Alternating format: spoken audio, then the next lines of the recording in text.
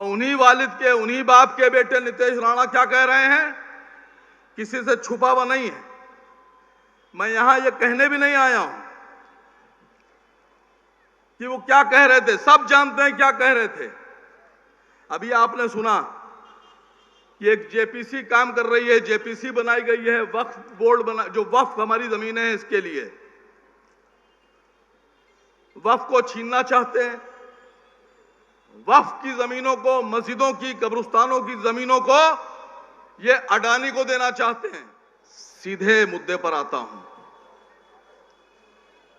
इस चुनाव में बहुत सोच समझकर आपको वोट देना है।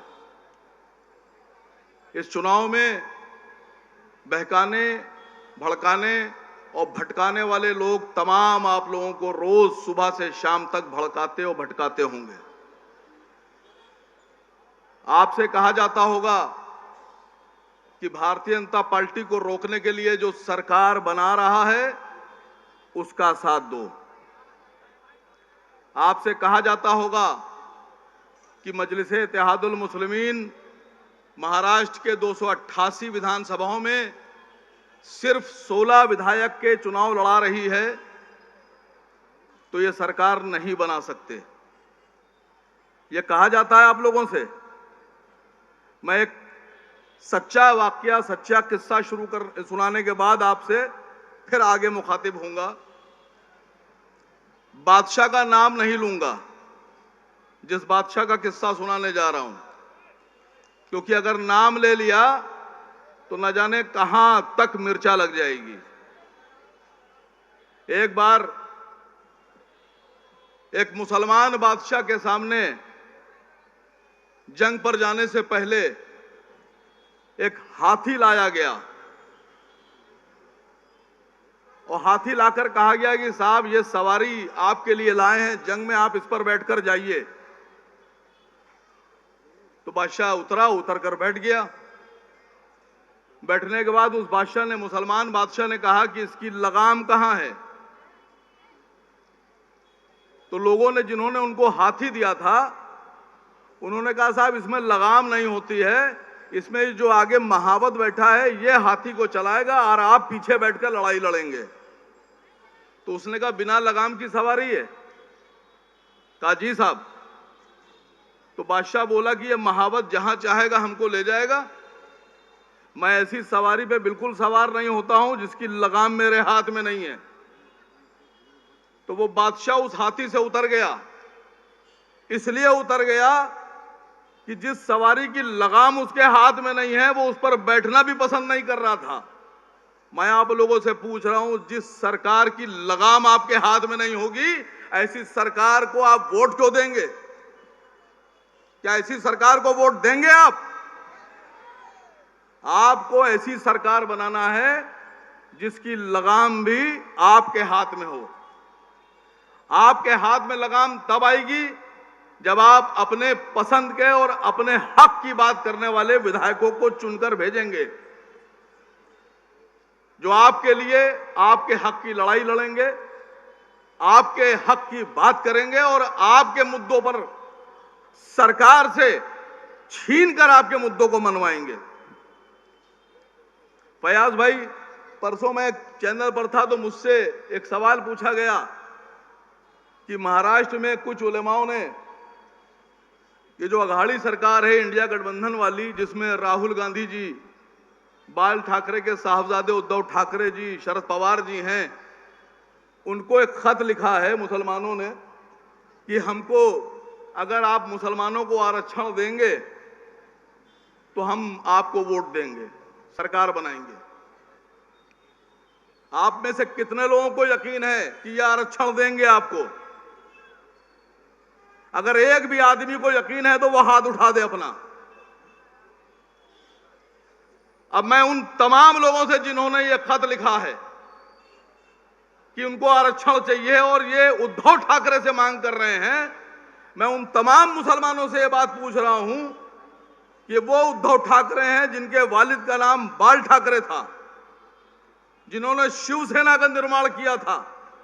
ये वही बाल ठाकरे साहब जिन्होंने 1992 में ये भाषण में ये बयान दिया था कि हमें गर्व है शिव सैनिकों पर जिन्होंने मस्जिद को शहीद किया। क्या आप ऐसे लोगों से उम्मीद करते हैं कि वो आपको आरक्षण देंगे? ये उद्धव ठाकरे जी जब मुख्यमंत्री थे, अभी की बात कर रहा हूं आपसे, तो जब इनकी सरकार जा रही थी तो सरकार के जाते जाते इन्हीं मुख्यमंत्री साहब ने जिनसे खत लिखकर मांग की गई है, उन्होंने औरंगाबाद का नाम बदल दिया, क्योंकि वो औरंगजेब रहमतुल्लाह अलैह के नाम पर था। औरंगाबाद का नाम बदलकर संभाजी नगर कर दिया। क्या ऐसे आदमी से आप उम्मीद करते हैं कि वो आपको आरक्षण देंगे? मैं आपसे सिर्फ आपके बीच में ये बात रखने आया हूं कि जिन लोगों ने खत लिखा है उनके घरों पर जाइए और उनसे पूछिए कि कल को सरकार बनने के बाद, इलेक्शन होने के बाद तुम्हारे पास किस बात की गारंटी है कि कल को सुप्रिया सुले, शरद पवार, उद्धव ठाकरे और तमाम लोग वक्त पड़ने पर बीजेपी के साथ नहीं जाएंगे। इनका इतिहास है, ये पहले भी कर चुके हैं और बाद में भी करेंगे। ये पहले भी बीजेपी के साथ रहे हैं और बाद में बीजेपी के साथ जाएंगे। और अगर कोई भारतीय जनता पार्टी के साथ नहीं जाएगा मरते दम तक, तो वो ये शख्स हैं असदुद्दीन ओवैसी साहब। इनकी गारंटी आप भी ले सकते हो, हम भी ले रहे हैं। हिंदुस्तान में अकेले इंसान, अकेले शख्स, अकेले लीडर ऐसे हैं जो भारतीय जनता पार्टी का मुकाबला अकेले कर रहे हैं। 543 की लोकसभा में 543 की लोकसभा में वो तो अपने नारे बहुत लगा रहे थे, चीख चीख कर लगा रहे थे। अगर किसी ने मुसलमानों के लिए, मुसलमानों का सर ऊंचा करने के लिए नारा लगाया है, नारे तकबीर अल्लाह अकबर का, तो वो ये बैठे हैं। अगर ये आपके लिए लड़ाई लड़ रहे हैं तो आपका भी फर्ज बनता है कि आपको इनके साथ खड़ा होना पड़ेगा। जनाब हजरात, एक नाम है यहां नीतीश राणा। मैं इसलिए कह रहा हूं कि कल तक इनके वालिद कांग्रेस में थे। आप लोग को लगता था कि कांग्रेस के नेता हैं तो बड़े सेकुलर, बड़े अच्छे होंगे, और उन्हीं वालिद के, उन्हीं बाप के बेटे नीतीश राणा क्या कह रहे हैं, किसी से छुपा हुआ नहीं है। मैं यहां ये कहने भी नहीं आया हूं कि वो क्या कह रहे थे, सब जानते हैं क्या कह रहे थे।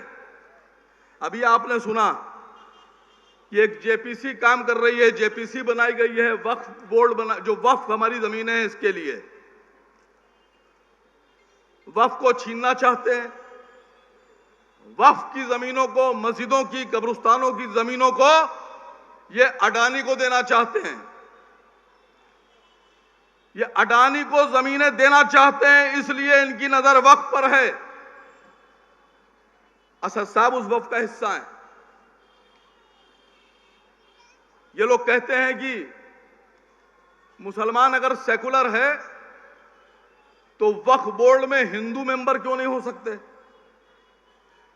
सर यही तो कहते हैं ये लोग कि अगर वक्फ बोर्ड में सिर्फ मुसलमान रखेंगे तो कहेगा सेकुलरिज्म। मुसलमान साबित करें अपने आप को कि हम सेकुलर हैं और इनके हिंदू मेंबर्स को मस्जिदों में और कब्रिस्तानों में इनको मेंबरशिप दें, इनको ओहदेदारी दें। एक साहब ने मुझसे भी कहा, मैंने कहा मैं सबसे पहले आगे चल के आपके साथ खड़ा होऊंगा, लेकिन आपको एक शर्त मानना है कि अगर आपको मुसलमानों की वक्फ की जमीनों में अपनी मेंबरशिप, अपनी हिस्सेदारी, अपना नाम चाहिए है, तो हिंदुस्तान में 80% पिछड़े, दलित और आदिवासी हैं। आप हिंदुस्तान के सभी आश्रमों में, सभी मंदिरों में, हर जहां दलितों को 80% हिस्सेदारी दो। आप अपने के तो देते नहीं हो, हमारे की आप कहते हो कि हम हिस्सेदारी लेंगे। और ऐसा नहीं कि खाली वक्फ पे इनकी नजर है। ये वक्फ की जमीनें अडानी को देने के बाद मंदिरों की जमीनें भी देंगे, गुरुद्वारों की जमीनें भी देंगे, आदिवासियों की जमीनें भी देंगे और दलितों की जमीनें देंगे। अगर इनको रोकना है तो आपको शुरुआत करना है, आप कहीं से भी शुरुआत कीजिए। मैं तो गुजारिश करता हूं महाराष्ट्र से शुरुआत कीजिए और हमारे मजलिस इत्तेहादुल मुस्लिमीन के जो 16 विधायक मैदान में हैं, इन 16 को जिता के आप विधानसभा में भेजिए। मैं अपने सदर की तरफ से बहुत छोटा हूं, मैं वादा कर रहा हूं कि कल को जब सरकार बनेगी तो भारतीय जनता पार्टी को हटाकर जो सरकार शपथ लेगी, हमारे मजलिस इत्तेहादुल मुस्लिमीन के सभी विधायक बीजेपी के विरोध वाली सरकार के साथ खड़े होंगे। बीजेपी को हटाकर जो सरकार बनेगी हम उसका साथ देंगे, लेकिन उद्धव ठाकरे की गारंटी हम नहीं ले रहे हैं। हम उद्धव ठाकरे की, शरद पवार की, सुप्रिया सुले की, कांग्रेस के नेताओं की गारंटी नहीं ले रहे हैं। हो सकता है कि आप हमारे 2, 4, 10, 20 जिता के भेज दें और कल को बड़ा ऑफर उद्धव साहब के पास आ जाए और आपके वोटों से कांग्रेस और उद्धव साहब के जो विधायक जीत के जाएं वो सब बीजेपी की सरकार बना दें, तब आप क्या करेंगे? 5 साल आप हाथ पे हाथ धर के रोएंगे और आपको इस बात का अफसोस होगा कि ये जो सरकार चल रही है ये आपके वोट से बनी है। इसलिए मैं गुजारिश कर रहा हूं कि 20 तारीख को बहुत सोच समझ के फैसला कीजिएगा। जीत हार अल्लाह के हाथ होती है, न जिताने वाले आप न हराने वाले आप, लेकिन आपको इस बात को सोचना होगा कि 20 तारीख को जब आप वोट देने जाएं तो आप ऐसे आदमी को वोट दें जिसकी गारंटी आप ले सकें कि वो बीजेपी के विरोध में था और मरते दम तक बीजेपी के विरोध में रहेगा। उद्धव की गारंटी नहीं है, सुप्रिया सुले की गारंटी नहीं है, शरद पवार की गारंटी नहीं है। चचा अलग, भतीजे अलग। मैं एक भारतीय जनता पार्टी के नेता से बात हो रही थी तो उन्होंने तंज किया मुझ पर, बोले कि आप लोग नहीं चाहते हैं कि मदरसा के बच्चे जो हैं वो तरक्की करें, आप लोग नहीं चाहते हैं कि मदरसे के बच्चे आगे बढ़ें, आप लोग नहीं चाहते हैं कि मदरसे के बच्चे टाई पहने, पैंट पहने, कोट पहने। मैंने कहा भाई बड़ी अच्छी सोच है आपकी, आप अगर हमारे बच्चों को टाई पहनाना चाहते हैं तो बहुत बढ़िया बात है, लेकिन हमारे बच्चों को टाई बाद में पहनाइएगा। आपके धर्म में कुछ अखाड़े हैं और हमारे देश में कुछ लोग ऐसे हैं जिनके बहुत से लोग नंगे घूमते हैं, उनको लंगोट तो पहनाइए पहले आप, हमारी टाई बाद में बात कीजिएगा आप। मैं सच बोल रहा हूं और ये हंसी की बात नहीं है। ना ये आपको टाई पहनाना चाहते हैं, ना ये आपको एजुकेट करना चाहते हैं, ना ये आपकी तरक्की चाहते हैं, ना ये आपके वक्फ बोर्ड को सही तरीके से चलाना चाहते हैं, ना ये हमारी बहनों को तरक्की देना चाहते हैं, ना ये ट्रिपल तलाक पर ईमानदारी से काम कर रहे हैं। अगर ये ईमानदार होते तो मुसलमानों में तो पूरे हिंदुस्तान का जो सर्वे है वो 1,12,000, कुल अब तक जो सर्वे हुआ है वो 1,12,000 हमारी महिलाएं हैं जिनको तलाक दिया गया है और उसमें से कुल 1.5% ऐसी हैं जिनको ट्रिपल तलाक दिया गया है 1,12,000 में। लेकिन जो हिंदुस्तान का रिकॉर्ड है वो यह है कि 20 लाख हमारी गैर मुस्लिम बहनें छोड़ दी गई, बिना तलाक के छोड़ दी गई। मेरा आंकड़ा नहीं है ये सरकार का आंकड़ा है, ये भारत सरकार का आंकड़ा है कि 20 लाख हिंदू बहनों को बिना तलाक के छोड़ दिया गया है। ना उनको शौहर उनका हक दे रहा है, ना उनको खर्चा देता है, वो ऐसे ही रह रही हैं। और 8 लाख से ज्यादा हमारी हिंदू बहनों को तलाक दिया गया है। अब अंदाजा लगाइए कितने ईमानदार हैं। 28 लाख हिंदू बहनों की लड़ाई छोड़कर वो 1,500, 2,000 मुस्लिम बहनों की लड़ाई लड़ रहे हैं। कितने सच्चे हैं ये। मैं अपनी बात खत्म करूंगा इस बात के साथ। आपसे एक वादा चाहता हूं, 20 तारीख को जब आप बटन दबाने जाएंगे, कितने नंबर पे फैयाज भाई?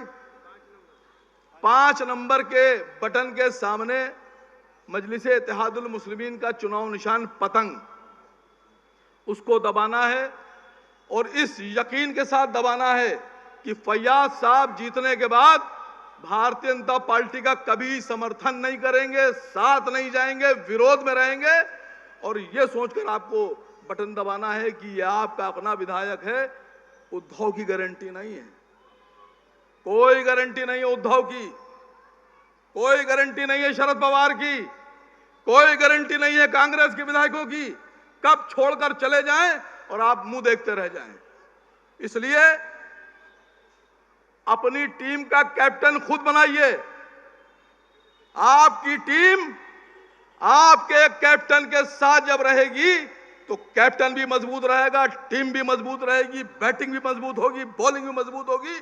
और इंशाअल्लाह ये जो लेटर लिखने वाले जो लोग हैं ना मुसलमानों की तरफ से, आरक्षण दो, भीख में आरक्षण नहीं मिलता है, कोई चीज भीख में नहीं मिलती है। आरक्षण लेने के लिए लड़ना पड़ता है, आरक्षण लेने के लिए आपको एकजुट होना पड़ेगा। और अगर आपने हमारे 16 विधायकों को जिता दिया या एक दो कम भी रहे और आपने हमारे विधायकों को जिता दिया, तो मैं इन लोगों से कह रहा हूं, ये लेटर लिखने वाले, खत लिखने वाले लोगों से, कि तुम आरक्षण नहीं दिला सकते। आरक्षण दिलाएंगे असद साहब और असद साहब के विधायक और आपका वोट। इसलिए आप हाथ उठाकर यह वादा कीजिए कि 20 तारीख को किसको वोट देंगे। आवाज नहीं आई। 20 तारीख को किसको वोट देंगे? 20 तारीख को किसको वोट देंगे? आपका नेता मजबूत होगा तो आप मजबूत होंगे। असद ओवैसी, आवाज नहीं आई। असद ओवैसी, अकबर ओवैसी, मजलिस-ए-इत्तेहादुल मुस्लिमीन